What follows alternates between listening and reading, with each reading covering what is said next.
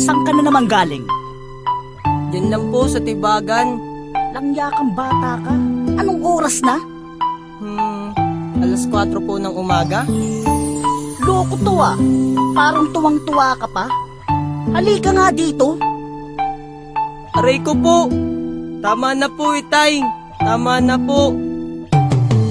Teka lang po, Itay, bakit mo ko sinampal? Tapos sino na umapila, bigla akong sinakmal. Tapos si ate ay bumana at si Kambal ay natake. Tapos kumuha si Maman, pamanong malaki. Ako ay napatakbo at naiwan aking tsinela. Bakit ganito ako ngayon talagang napakamalas? Walang-wala na nga akong pera, pupunta pa kay Ninang. Di ko na malayag, katabi ko na pala si Manang. Ako ay nahawakan, sinuntok ako sa muka. Tapos di pa na kontento, inilunod ako sa batya. Ako ay napabiglas, binilisan ko ang tako. Tapos nagulat ako, nandun yung tito kong kalbo. May nakita kong babae, napakalungkot niya. Nakayoko, pagkarap ng ina ate ko pala. Ako ay kinutungan, tinadyakan ayoko na. Tapos bigla siyang sumagot ang ina, gusto ko pa. Hindi na lang ako tumambay nang hindi ako nagulpi ni Itay. At ang kaliwat ka ng sampal ni Inay ay todo bigay, kaya ako hinimatay.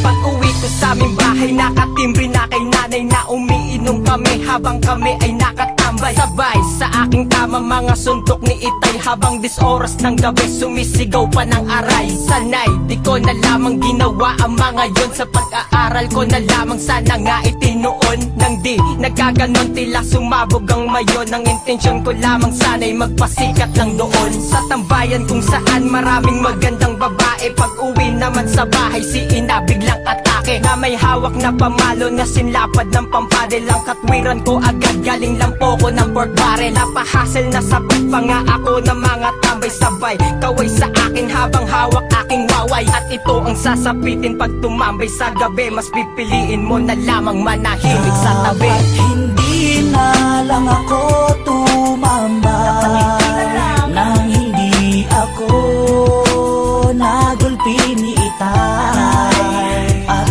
ang kaliwat ka ng sampal ni Inay ay todo bigay, kaya ako hinimatay.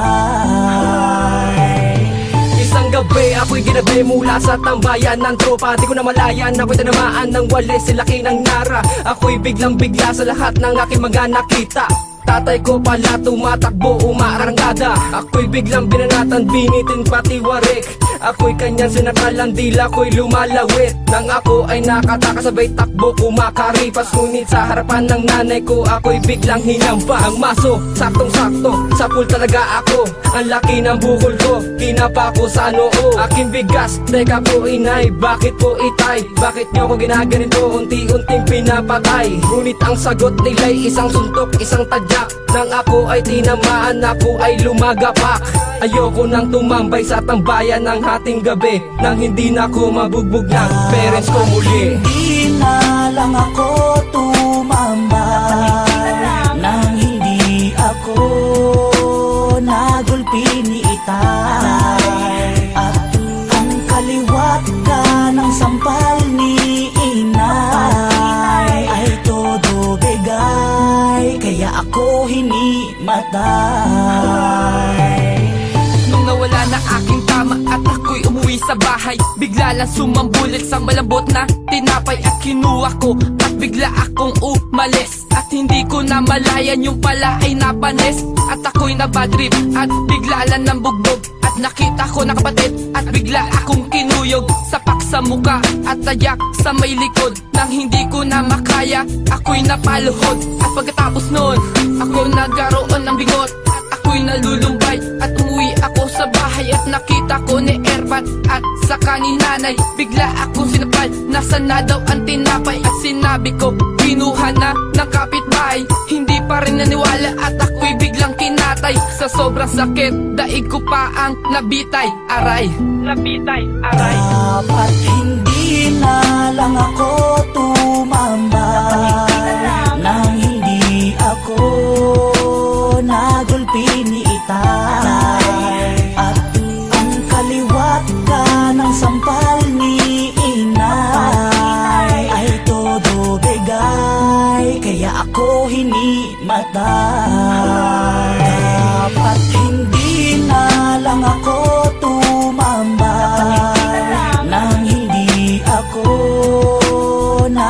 piniitay at ang kaliwat ka ng sampal ni inay ay todo bigay, kaya ako hinimatay. Ano, uulit ka pa ba? Hindi na po. Mabuti naman at nagkakaintindihan tayo. Dahil hindi ako magsasawa na gulpihin ka araw-araw, tandaan mo yan. Opo. Teka tay, may pandesal na ba tayo? Gutom na ako eh.